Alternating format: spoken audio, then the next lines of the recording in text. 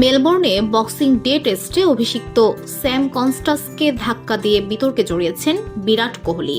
Match চলাকালীনও যার সমালোচনা করতে দেখা গেছে ধারাভাষ্যকারদের। পরে জানিয়ে সামাজিক যোগাযোগ মাধ্যমেও ব্যাপক সমালোচনা হয়েছে। এমন কাণ্ডের পর কোহলির শাস্তি একরকম নিশ্চিতই ছিল, আর সেই শাস্তিটা কোহলিকে দ্রুতই দিয়েছে আইসিসি।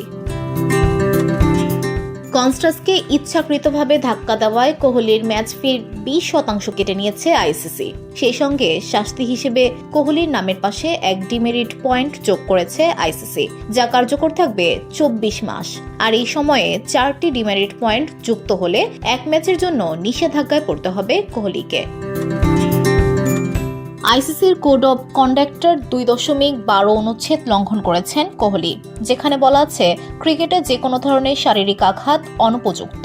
যদি কোনো ক্রিকেটার ইচ্ছাকৃত, বেপরোয়া কিংবা উদাসীনভাবেও প্রতিপক্ষ ক্রিকেটার বা এম্পায়ারের দিকে তেড়ে দৌড়ে যায় কিংবা কাঁধ দিয়ে ধাক্কা দেয়, তাহলে সেটি সিওসি নীতিমালা ভঙ্গ করে। আর এই নিয়মে কোহলিকে এই শাস্তি পেতে হয়েছে।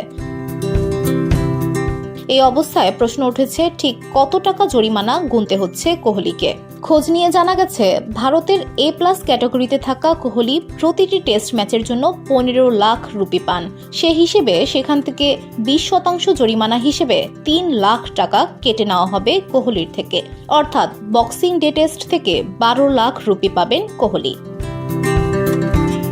VOD Bangla news desk.